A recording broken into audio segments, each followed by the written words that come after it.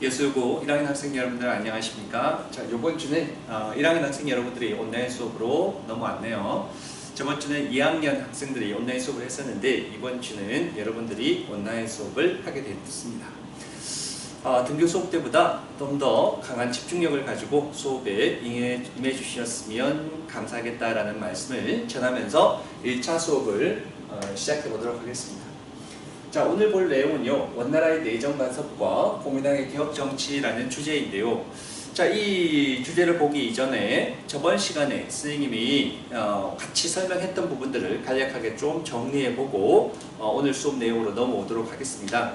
저번 시간 때 고려라는 나라는 끊임없는 북방 유목민족들의 침략을 계속해서 받았던 그러한 시기가 바로 이 고려라는 나라였잖아요.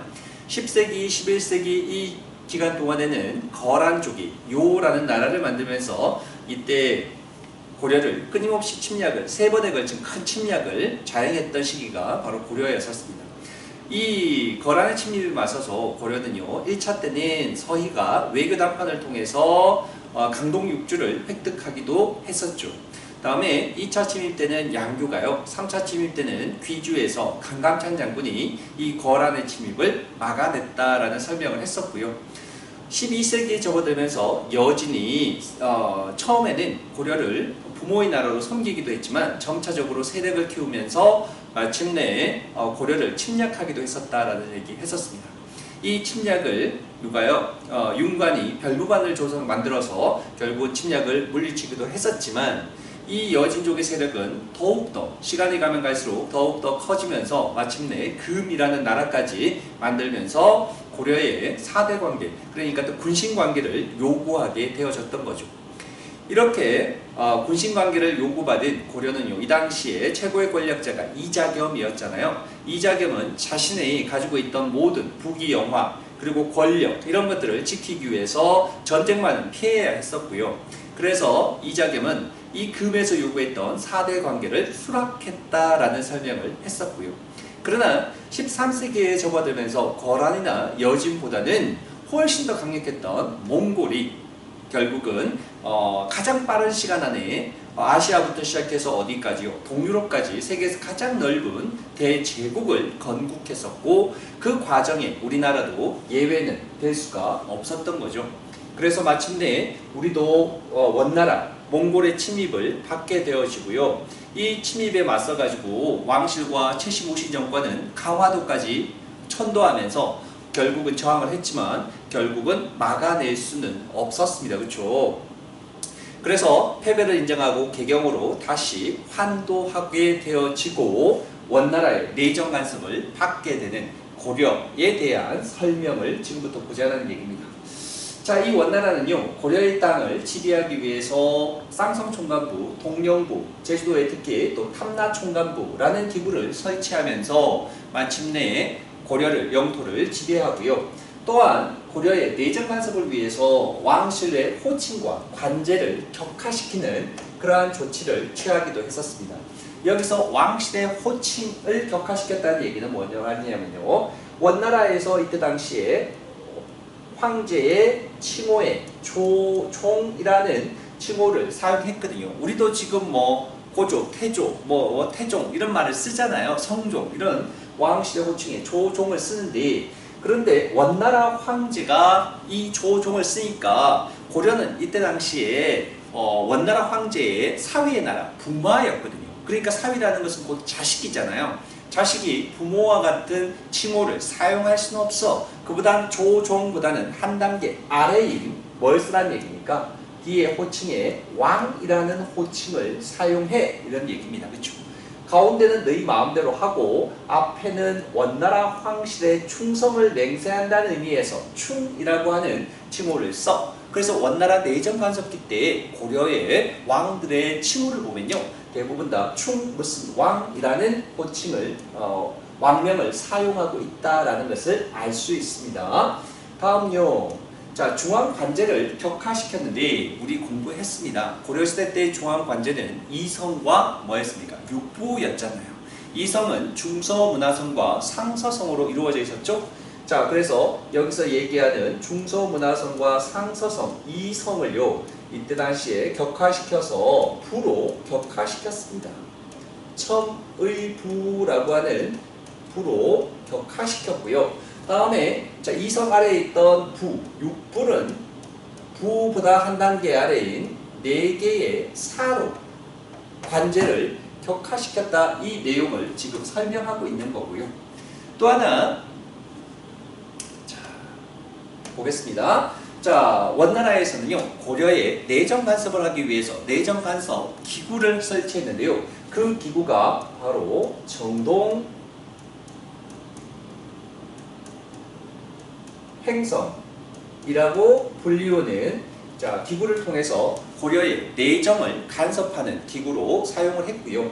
다음에 자, 이 정동행성을 비롯한 원나라의 내정 간섭 기구들의 또 원나라 관리들을 파견해서 조선의 내정을 간섭했는데 이때 원나라에서 고려로 파견됐던 그러한 관리들을 우리가 이렇게 부릅니다. 다루 가치라고 불리는 원나라에서 파견된 관리들을 파견하기도 했었고요. 또한 원나라의 군대 조직을 영향을 받아서 고려에 만들었던 군사 조직이 망호부라고 하는 군사 조직을 만들기도 했었다라는 그러한 내용들을 설명하고 있고요. 다음에 자, 이 원나라는 내정 간섭하는 기간 동안 고려에 많은 인적인, 물적인 수탈을 자행했는데요. 이때 자, 많은 고려의 여성들요. 이때 결혼하지 않은 처녀들을 원나라로 끌고 갔는데요. 그때 끌려간 여성들을 우리가 공녀라고 불리워지고 있죠. 그렇죠? 공녀를 차출해 가기도 했었고요. 또 고려의 많은 특산물들을 징발해서 수탈해 갔고요. 또 이때 당시에 자, 고려를 지배하고 난 다음에 점령하고 난 다음에 다음 목표는 어디였겠습니까? 일본이었겠죠. 일본을 점령하기 위해 가지고 일본 원정을 위해서 처음 설치했던 기구가 바로 이 정동행성이었거든요. 선생님 아까 내정 간섭을 위한 기구가 정동행성이라고 이야기했잖아요. 맞습니다. 그렇죠? 그러나 그 내정 간섭을 위한 정동행성은요. 자, 그 시초가 바로 일본 원정을 위해서 일본을 점령하기 위해서 고려 점령을 준비하기 위한 그래서 설치했던 고려에 설치했던 기구가 정동행성이었는데 그런데 일본 원정은요 지금과 같은 시기였나 봐요. 태풍이 그때마다 불어가지고 일본 원정에 성공하지는 못했거든요. 그러니까 일본 원정을 위해서 설치한 기구였지만 일본 원정이 실패로 끝나게 되면서 이 기구가 조선의 정말 고려의 내정을 간섭하는 그러한 정치기구로 변경되어진 겁니다. 그러니까 다시 한번 정리할게요. 정동행성이라는 것은 처음에 만들어질 때는요 일본 원정을 위해서 설치된 기구이지만 일본 원정이 실패로 끝나게 되면서 이 정동행성은 고려의 내정 간섭을 위한 그러한 정치기구로 변경되어졌다라는 거, 자 그렇게 이해하시면 되겠네요. 다음에 자 부마국이라고 얘기했죠. 부마라는 말은요 무슨 뜻이냐면요 왕의 사위를 우리가 부마라고 얘기해요. 자 여기서 얘기하는 것은 원나라의 부마국이다라는 얘기는 자 원나라 황제의 사위의 나라다라는 얘기입니다. 그 말은 곧 다시 말해서 고려의 왕은 왕비를 어디서 맞아야 된다라는 얘기입니까? 원나라의 공주를 고려의 왕으로 맞이해야 한다라는 뜻이죠. 자 그래서 부마국 고려는 원나라의 부마국이었다 이런 얘기하고 있는 거네요. 자, 국왕이 원에 고려의 국왕이 원나라에 뭐가 됐다는 얘기입니까? 사위. 그러니까 사위를 쌤이 이렇게 얘기한다 그랬죠? 부마가 되는 관행으로 왕실 호칭과 관제가 변화됐다는 얘기는 격화됐다는 얘기죠? 한 단계 아래로 격화되었다라는 거 여기 설명했었습니다. 자, 영향을 한번 볼게요. 자, 이렇게 원나라의 내정 간섭을 받으면서 어떤 세력이 컸을까요? 우리가 일제시대 때 일본의 식민지였을 때 친일파들이 득세한 것처럼 이때도 원나라에 빌붙어서 권력을 장악한 세력들이 권력을 장악하게 되어지는데요. 그 세력들을 우리가 친원파 세력들을 뭐라고 얘기합니까? 뭐라고 불러서요?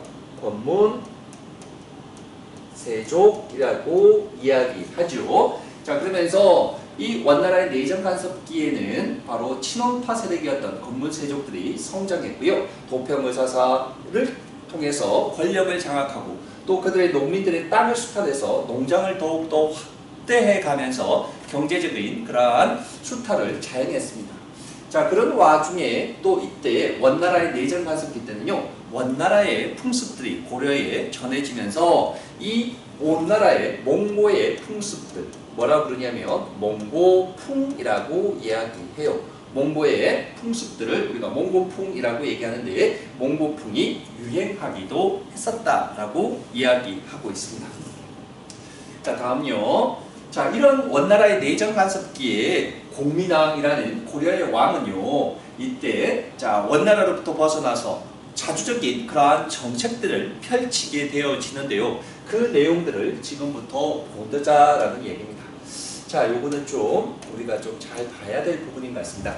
공민왕의 개혁정치, 요거 중요한 부분이에요. 그렇죠? 그래서 선생님이 형광펜으로 표시했습니다. 그리고 또 여기다가 별표까지 하나, 둘 치겠습니다.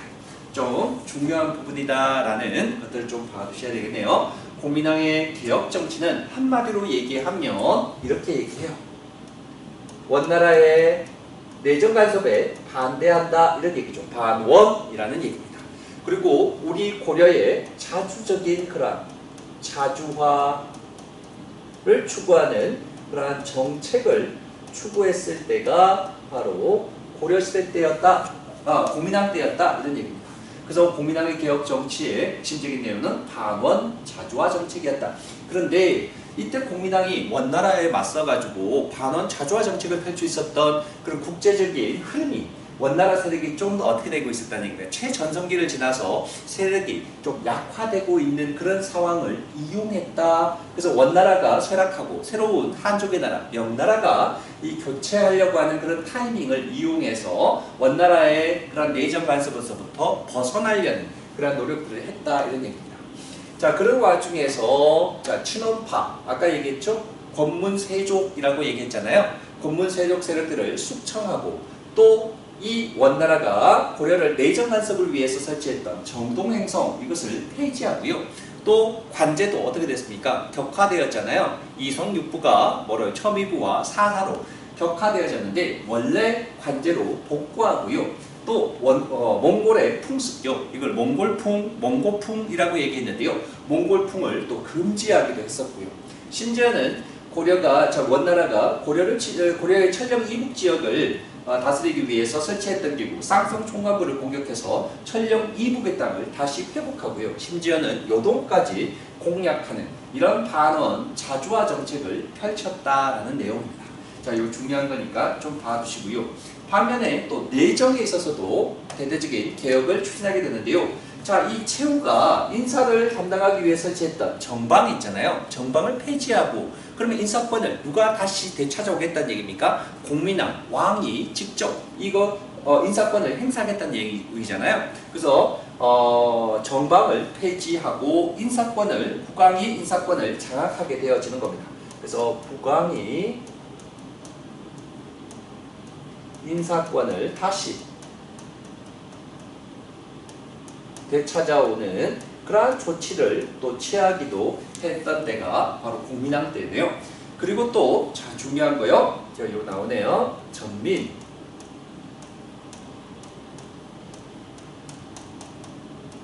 변정, 도감이라는 기구를 설치합니다. 이거 좀 봐두셔야 되는데요.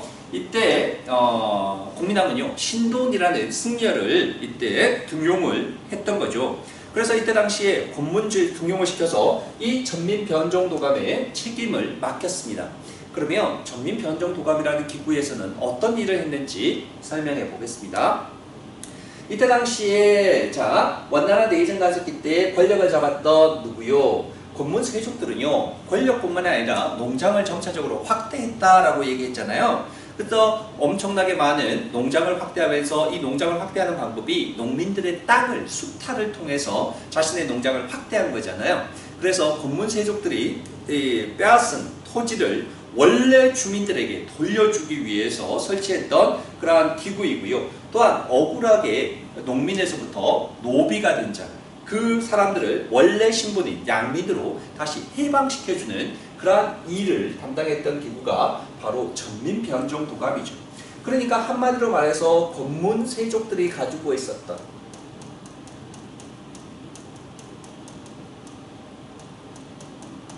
쪽들이 가지고 있었던 뭐요? 토지, 빼앗았던 농민들로부터 빼앗았던 토지, 그리고 또 이 억울하게 노비로 만들어서 자신의 재산으로 가지게 됐던 그러한 노비들, 이러한 세력들을 원래 신분으로 되돌려주는 거잖아요. 그래서 권문세족들이 가지고 있었던 가장 큰 재산이라고 할 수 있는 땅과 노비들을 원래 주인에게 되돌려주고 또 원래 신분으로 되돌림으로 인해서 권문세족들의 경제적인 뭐를요?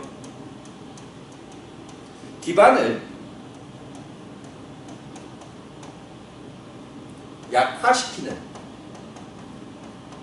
그러한 조치를, 이 기반입니다. 여러분들 가반이 아니라 기반이네요. 자, 기반을 약화시키기 위해서 이 전민변종도감을 설치했다라고 해도 과언이 아닌 거죠. 그리고 이때 노비로 있던 자들을 양인으로 습격시켜주면 국가에 세금 내잖아요. 그러니까 당연히 어떻게 하겠습니까? 국가 재정 또한 더욱더 확충되어지는 거죠. 자, 그래서 전민변종을 통해서 국가 재정 또한 확충하는 그러한 조치를 취하게 되어지고, 이것은 국가 재정이 확충되면 결국은 어떻게 될까요? 왕권도 강화시킬 수 있게 되어지는 거잖아요. 그래서 왕권 강화를 위한 그러한 조치이기도 한 이런 전민변종도감을 신돈을 통해서 운영하게 했고요. 신돈이라고 하는 승려를 등용해서 결국은 전민변종도감을 통해서 권문세족들의 그런 세력을 약화시키는 데 이용했고요. 다음에 성균관과 과거제도, 이러한 제도들을 또 정비하기도 했었고요. 자, 그러면서 이 국민당은요, 이런 개혁 정치를 혼자서 추진하기는 굉장히 역부족이었겠잖아요. 그 강력했던 권문세족들과 맞서서 싸우기 위해서는 자신의 세력이 필요했던 거죠. 그래서 자신의 세력으로 등용했던 인물들이 바로 지방에 있던 누구요? 신진 사대부들을 자신의 세력으로서 등용을 하게 됩니다. 그러나 이 공민왕의 개혁 정치는요, 결국은 이 권문세족들의 반발에 의해서 결국은 공민왕이 마지막에 시해되어지면서 실패로 끝나게 돼요. 그래서 우리가 얘기할 때요, 이 공민왕이 신진사대부들을 자신의 세력으로서 등용했지만 신진사대부들이 권문세족들과 비교했을 때 세력이 너무 약해서 공민왕을 보좌해줄 만큼의 세력으로 성장하지 못했기 때문에 결국은 공민왕의 개혁 정치는 이때 실패로 끝나고 말았다라는 그런 얘기를 하는 겁니다. 자, 그래서 좀 봐두셔야 되고요. 이 중에서 제일 중요한 키워드요, 전민변종도감이라는 내용도 좀 봐두시고요. 반원 자조화 정책에 대한 구체적 내용들도 좀 봐두셔야 할 것 같습니다. 중요한 내용이네요. 자, 왕 중에서는 아마 고려시대 때 제일 시험 문제 출제의 빈도가 높은 왕 중에서 한 명이 바로 이 공민왕입니다. 자, 좀 봐두시고요. 다음으로 넘어갈게요. 다음에 고려의 멸망으로 넘어왔는데요. 자, 고려는요, 고려 말기가 되어지면서 고려는 이때 신흥 무인 세력들이 성장하게 되어지는데요.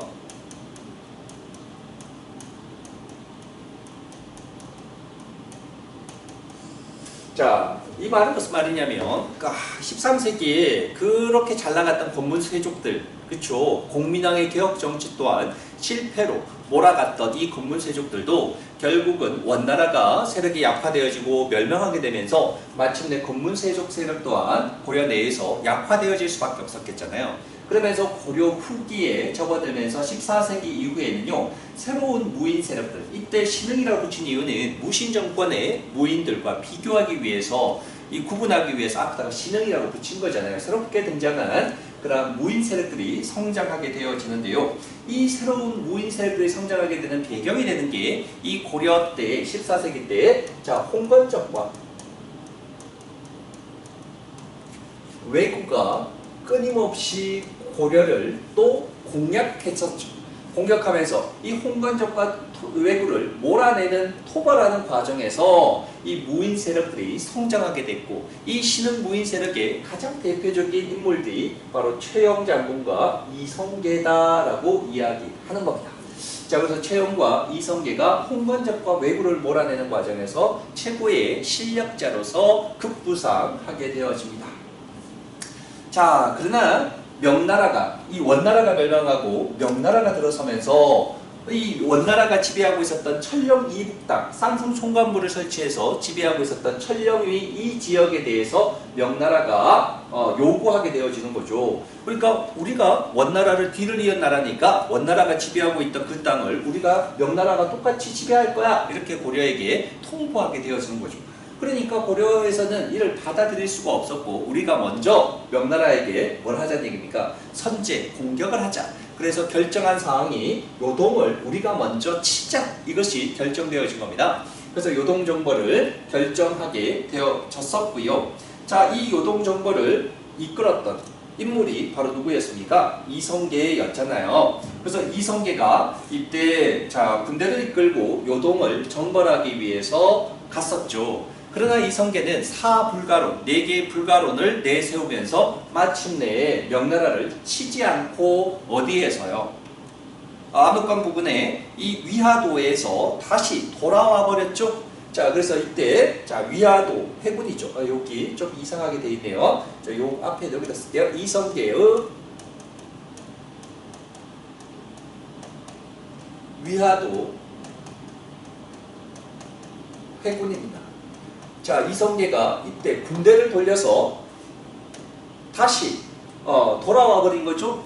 돌아와 버리니까 이때 이성계는 위화도에서 회군했던 얘기는 왕의 명령을 어떻게 한 겁니까? 어긴 거잖아요. 이것은 곧 죽음을 각오했다는 얘기죠. 이 말은 이성계가 위화도에서 회군하면서 쿠데타를 어떻게 했다는 얘기입니까? 각오하고 위화도에서 회군해서 돌아왔습니다. 그리고 난 다음에는 어떻게 했을까요? 최고의 그 당시에 권력자였던 최영을 제거하면서 명실상부한 고려의 최고의 실력자가 되어지죠. 그러면서 이 이성계는요, 새로운 왕조를 꿈꾸게 되어지는 겁니다. 그래서 자기 혼자서는 이 조선을 세우는데 굉장히 역부족이니까 자신을 도와줄 세력으로서 누구와 손을 잡게 되어지는 겁니까? 신진 사대부와 손을 잡게 되는데요. 이 신진 사대부들을 자신의 세력으로 끌어들이기 위해서 이때 토지제도의 개혁을 단행하게 되는데요. 그 토지제도의 개혁이 바로 뭐라고요? 과저법이라고 하는 토지제도의 개혁을 단행하게 됩니다. 이 과저법은요, 신진 사대부들의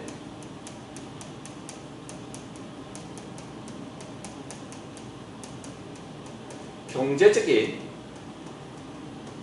기반을 조성하기 위해서 실시한 토지제도의 개혁이 과저법이죠. 과저법이라는 토지제도를 실시해서 이때 자신을 도와주는 신진사대부들에게 땅을 나눠주는 그러한 제도가 바로 신진사대부들이었습니다. 그런데 이 신진사대부들 중에서도 이성계와 뜻을 같이 하는, 조선의 새로운 왕조를 수립하겠다고 하는 이성계와 뜻을 같이 하는 세력들도 있었지만 이에 반대하는 신진사대부들도 있었겠잖아요. 그래서 우리가 이성계와 뜻을 같이 했던 신진사대부들을 급진파 신진사대부라고 이야기하고요. 이성계와 뜻을 달리하는 고려 왕조를 그대로 유지할 것을 바라는 그러한 신진사대부들을 온건파 신진사대부라고 이야기합니다. 자, 이성계와 뜻을 같이 했던 신진사대부들은요, 급진파 신진사대부입니다. 그렇죠? 이성계와 급진파 신진사대부 세력이 조선을 마침내 건국하게 되어지죠. 이 급진파 신진사대부를 대표하는 인물이 바로 누굽니까? 정도전이죠. 정도전이 가장 대표적인 급진파 신진사대부라고 이야기하고 있습니다. 자, 그래서 조선의 건국까지 넘어왔는데요. 다음 페이지 넘어가 보겠습니다.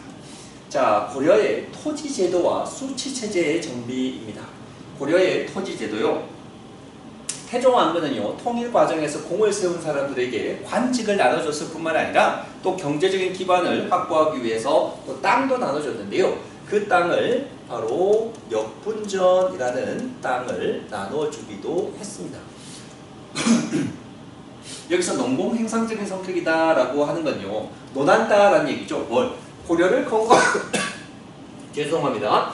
고려를 건국하는데 얼만큼 공이 있느냐에 따라서 그게 공에 비례해서 토지를 나눠준다 이런 얘기입니다. 그래서 이때 공을 세운 자들에게 나눠준 땅을 역분전이라고 이야기하고요. 다음에 제일 중요한 건 이건데요. 고려의 토지 제도의 가장 핵심적인 것이 바로 요거거든요.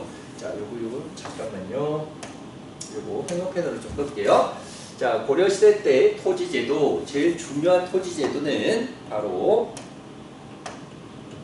요거는요. 전식과라는 토지제도가 고려시대의 토지제도입니다. 요거 좀 봐둬야 하고요. 굉장히 중요한 부분이고요.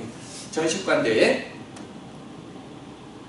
자, 관직의 복무와 직역의 대가로 국가 관리들이 관직에 나아가서 일하는 대신에 받는 그러한 월급과 같은 그러한 땅을 바로 우리가 전식과라고 얘기합니다. 그래서 이때 자, 관료들에게 이 전식과는요, 소유권을 주는 게 아니고요. 뭘 주는 거예요? 세금을 거둘 수 있는 거둘 수, 조세조.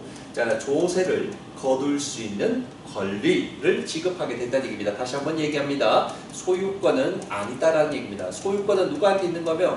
왕에게 있는 거죠. 모든 땅은 왕에게 있다. 왕토사상 소유권이 아니라 자, 수조권을 얘기하는 거고, 이것은 곧 뭐 하며? 국가에게 뭐 해야 된다는 얘기입니까? 반납해야 된다는 얘기죠.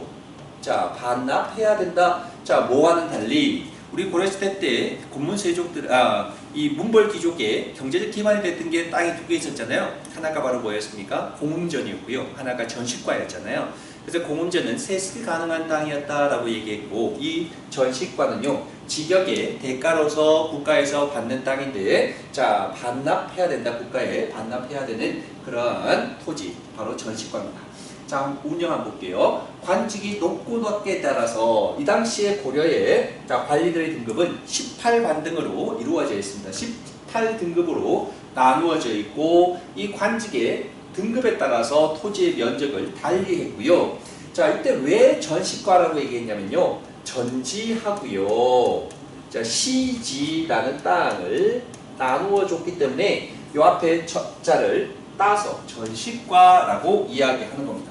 전지라는 건요, 뭘 얘기하냐면 농토를 이야기하고요. 시지는 뭐냐면요, 임야, 그러니까 산 얘기입니다. 자, 예나 지금이나 제일 중요한 것은요, 겨울철에 난방이 굉장히 중요하잖아요. 그러니까 이 당시에 난방은 대부분 다 땔감으로 해결해야 되는데, 이 땔감을 확보하기 위해서는 당연히 임야가 필요했던 거죠. 그렇죠? 그래서 이때 농토인 전지와 함께 또 임야인 시지를 함께 나누어 주었던 것을 우리가 그 앞에 자를 따라서 전식과라고 이야기합니다. 자, 수도권은요, 아까 얘기했죠? 국가에 반납해야 된다라고 얘기했습니다. 죽거나 또는 언제 되면요, 죽거나 퇴직할 시에 국가의 토지를 반납해야 되는 토지제도 전식과입니다. 전식과는, 고려의 전식과는요, 크게 3번에 걸쳐서 바뀌어지는데요. 자, 첫 번째가 시정전식과, 시작하는 전식과라는 얘기죠. 다음에 개정전식과, 한 번 바뀌었다는 얘기입니다. 경정, 또 한 번 바뀌었다는 얘기입니다. 그래서 3번에 걸친 전식과에 자, 변화가 있었다. 처음 실시됐던 전식과는 보니까요, 경종 때 실시되어졌는데, 자, 관직의 높고 낮음 18등급으로 나눴다 그랬잖아요. 여기 높고 낮음과 함께 그 인품을 보았다라는 얘기입니다. 인품에 따라서 자, 토지를 나눠주는 면적을 달리했다라는 얘기죠. 그렇죠?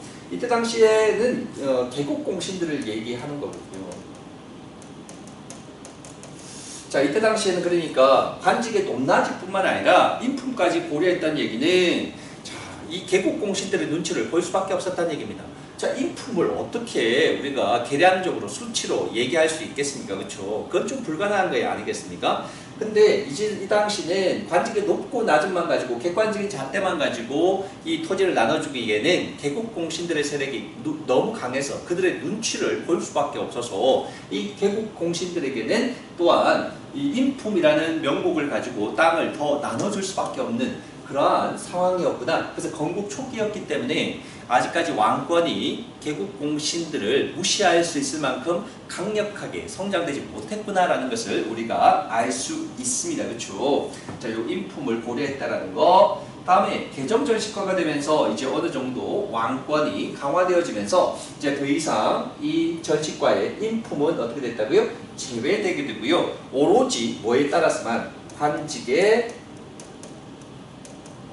높고 낮음에 따라서 높고 낮음을 기준으로 해서 토지를 지급했던 겁니다. 그래서 관직이 높은 사람들은 더 많은 땅을 나눠주고요. 관직이 낮은 사람들은 관직 땅을 좀 적게 나누어주는 그러한 거죠. 18등급으로 나눠줬고요. 경정 전시과가 되면요. 이제는 이때는 관직이 높고 낮음이었는데 근데 이때는 언제 반납을 하냐면요. 국가에게 반납을 하냐면 이때는 언제요? 죽고 난 다음에 반납을 하는 건데요. 경전 전시과는 그러다 보니까 퇴직 후에까지 계속해서 땅을 가지고 있는 거잖아요. 그러면 국가 입장에서 봤을 때는 관리들에게 나눠줄 땅이 부족하게 되어지는 거잖아요.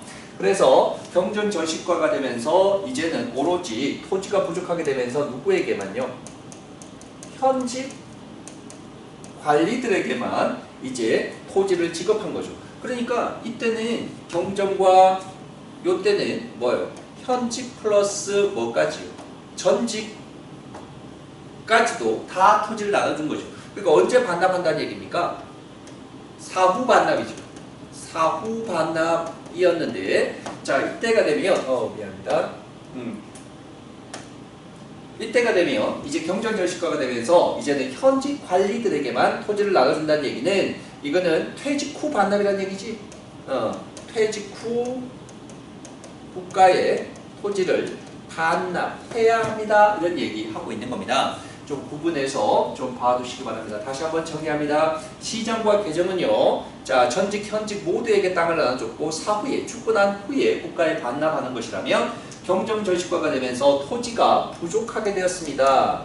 관리들에게 나눠줄 토지가 부족하게 되어지면서 전직에게는 땅을 나눠주지 않고요. 현직 관리에게만 토지를 지급하게 된다라는 얘기는 퇴직 후에는 무조건 국가의 토지를 전시과를 반납해야 한다라는 그런 얘기를 하고 있는 거네요.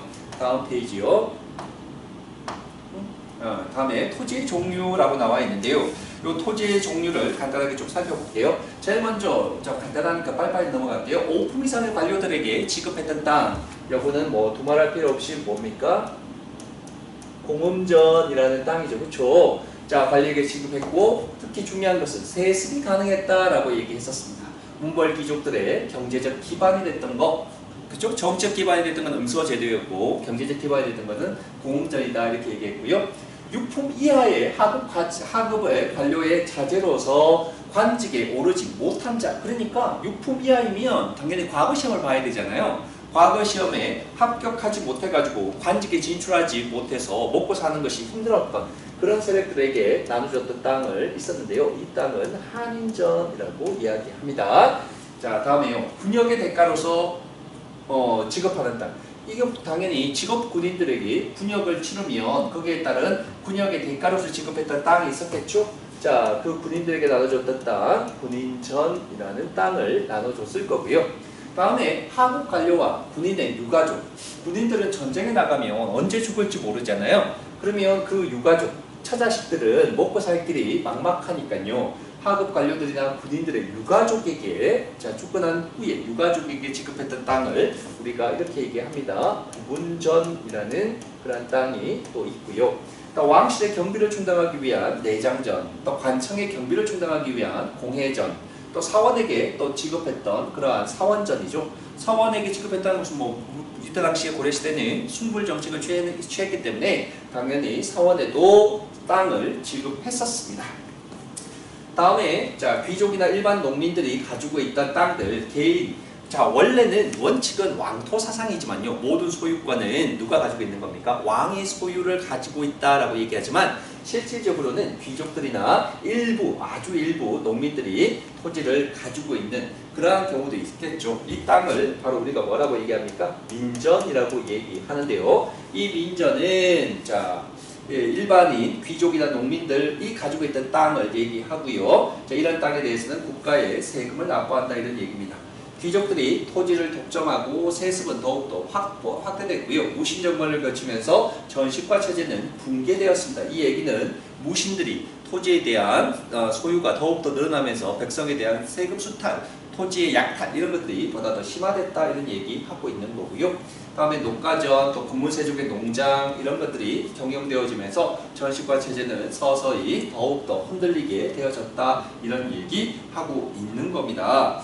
자, 녹가전은요 고려 중기 이후에 관리에게 주는 녹봉을 보충하기 위해 가지고 이 대신해서 나눠준 그러한 땅을 우리가 녹과전이라고 얘기하는데요. 여러분들은 그렇게 중요하게 안 보셔도 관계없을 것 같습니다. 자, 여기서는 전시과만 좀 봐두시고요. 전시과와 함께 또 다른 이런 공음전, 한인전, 군인전, 후분전 같은 토지가 또 나누어지기도 했었다라는 거 좀 기억하시면 될 것 같습니다.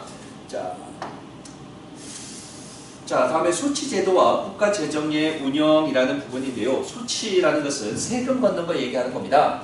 자, 국가의 재정을 이때 수치제도가 바로 국가재정을 충당하기 위한 그런 제도이잖아요. 국가재정을 확보하기 위해서 토지와 또 호구, 머리수당 내는 세금을 얘기하는 거죠. 그렇죠? 그러니까 세금을 걷기 위해서 국가는 양안이라고 하는 토지대장을 작성했고요. 또 인구를 파악하기 위해서 호적을 작성해서 백성들로부터 세금을 걷었던 겁니다. 이때 걷었던 세금은 조세, 공납, 역이라고 하는 세 개의 세금을 수치했던 거죠. 그렇죠? 먼저요. 이 중에서도 조세부터 먼저 한번 살펴보겠습니다. 조세라고 얘기하는 건요. 토지세라고 얘기하는 겁니다. 토지를 가지고 있는 사람들에게 걷었던 세금. 자, 민전. 아까 얘기했었죠? 그 민전을 가지고 있는 사람에 따라서 토지의 비옥도에 따라서 얼만큼 땅의 질이 좋은가에 따라서 3등급으로 구분해서 생산량의 10분의 1 이 정도를 걷어내는 그러한 제도가 조세 제도이네요. 다음에 그 지방에 특산물을 걷는 무슨 제도요? 공납 제도가 있었죠. 공납 또는 우리가 이것을 공물이라고 부르기도 하는데요. 그 지방의 특산물을 바치게 하는 제도입니다. 중앙관청에서 주와 현이라고 하는 지방 단위에 부과하면요.